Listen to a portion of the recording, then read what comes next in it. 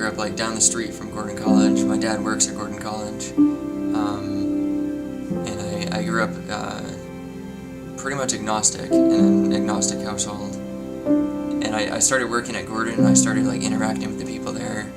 And I stayed agnostic throughout the entire thing. I was like, just don't believe it. Like, I don't have the ability to believe it. You know, I can't believe in God. I can't believe in Jesus. Like, I've kind of heard the story. I don't know all the parts of it, but it's not for me. You know, like, I just want to be a good person. My journey with God and Christianity has been a very long journey. I did not grow up in a Christian family. I had a lot of God around me, but more morals and values. But I always knew from a very young age that I was connected to something bigger than that. And baptism for me is me being able to express my love and my devotion to the Lord. Well, the reason why I chose to be baptized is because, to be honest, it's because I want to show my allegiance, and I just want to, in a way, thank God for saving me, for taking me out of the situation that I was in. And like, I never really believed, to be honest. I didn't believe that was possible. And finally, I just like, I humbled myself and just realized that I'm not the one in control of anything. And the only thing that I can control is like sabotaging myself and leading myself to negative things. That's the only thing that I'm good at. And once I figured that out, there's only one that can save me and help me and guide me, and that one is Jesus. I was going through kind of a quarter-life crisis, trying to find a job after college. Actually, before college had ended, and I was just applying different places, and my good friend Adam Campbell, who went to Netcast for a little while before moving out to Scotland, said, hey, there's a job at Gordon in IT for like kind of what you want to do. I said, dude, that's so cool, I'm going to apply. You know, so I applied to that. Some time went by, and I was thinking, I knew they were going to ask during the interview, like, so like something like, tell us about your faith or something like that. And this time I was prepared to be totally honest and be like, listen, I'm agnostic, but I respect all of you.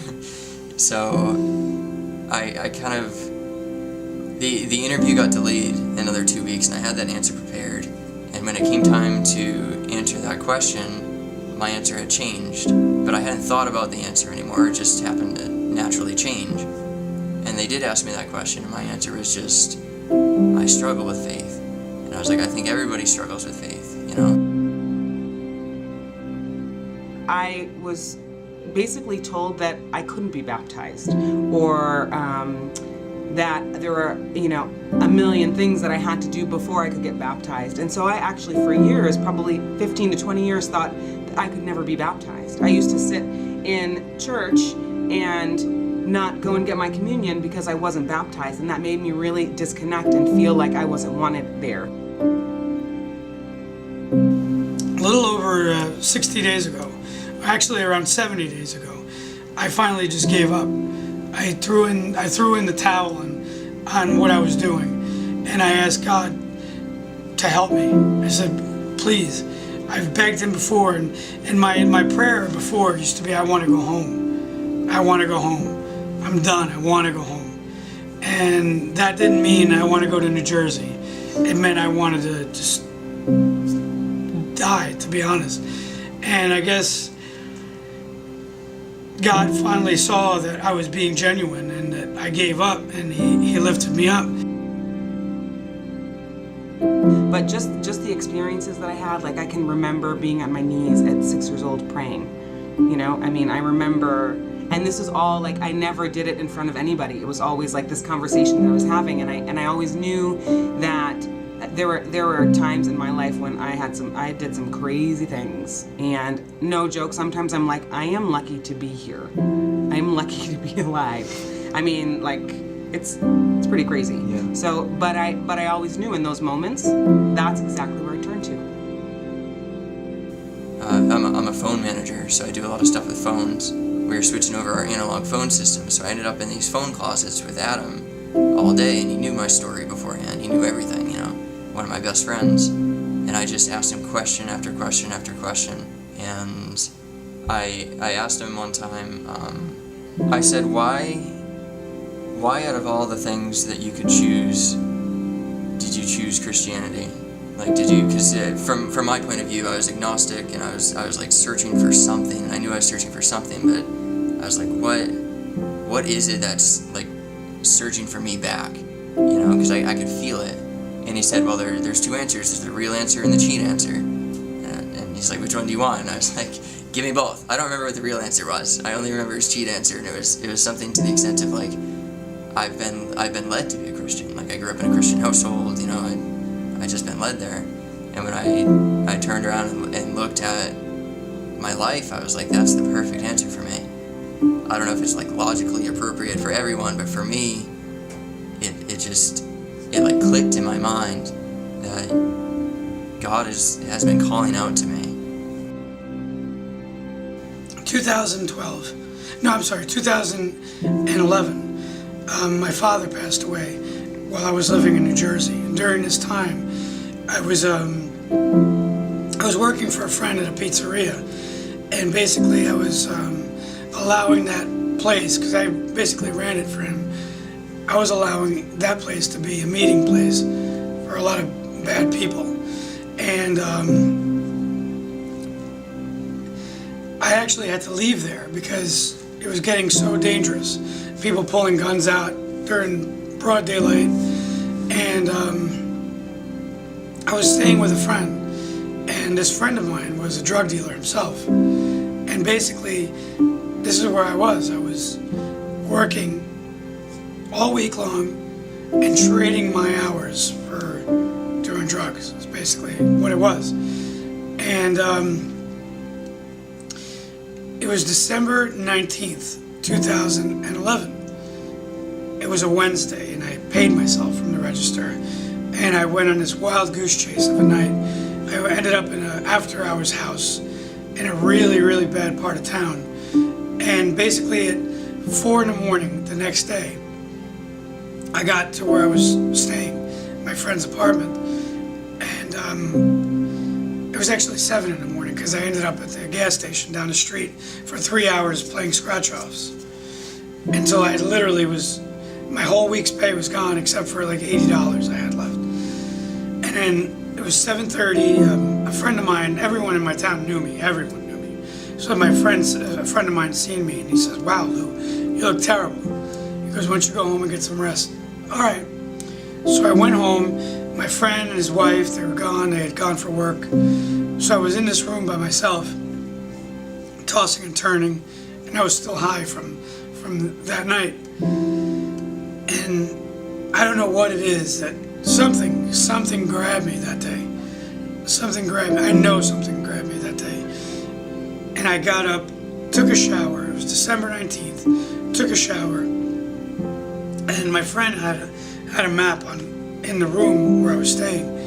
And I said, Lou, this is what I said to myself. I said, Lou, get up, take a shower. When you're done taking a shower, put some new clothes on, grab a backpack, and go up to that map up there and point somewhere you've never been and go there.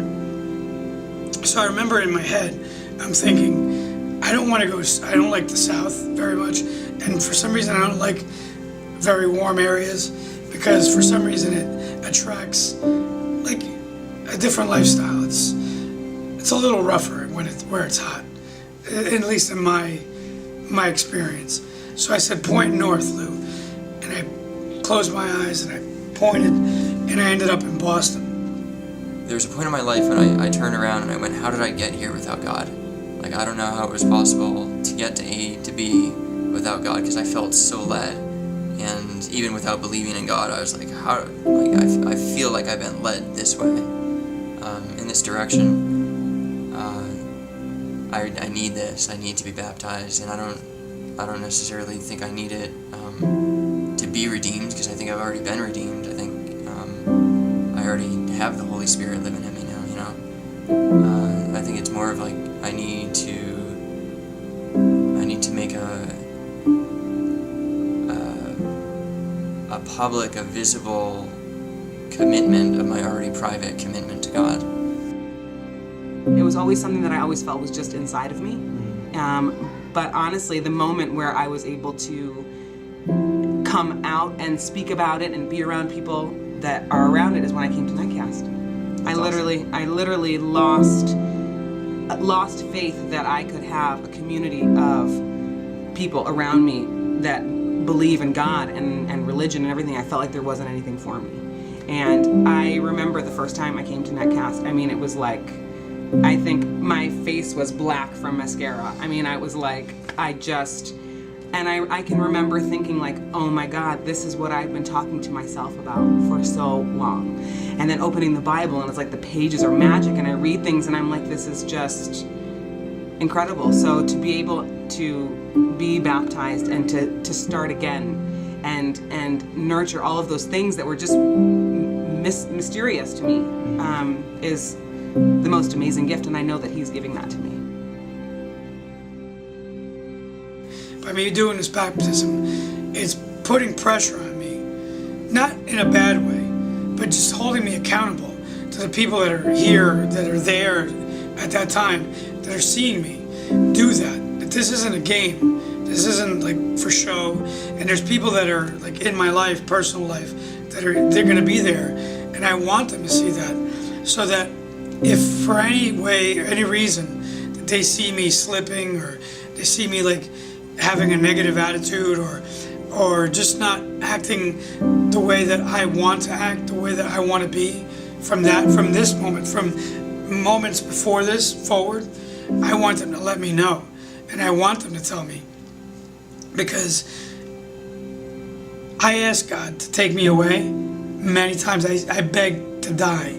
And in the way I'm looking at this is almost as if, like, and on the drive here, this is so true. On the drive here, I start crying because I was thinking about that the dude that I used to be, that dude is dying. Yeah. That dude's dead. Yeah. And that day is the start of the new life that I want. And that dude is dead. That dude, he wasn't really bad. He wasn't a bad dude. He was just misguided. He was lost. And the only way that I've been found is because Jesus, He died. I know, like, I'm not very knowledgeable. Like, I know some stuff from the Bible because I remember stuff when I was a kid. But I can't quote verses and all that. And I actually, in a way, I'm happy that I can't, because it would just seem rehearsed. And to be honest, I just want to be like Captain Caveman as far as like that goes. All I know is Jesus, like in a caveman, Jesus, that's it, Jesus, that's the only way.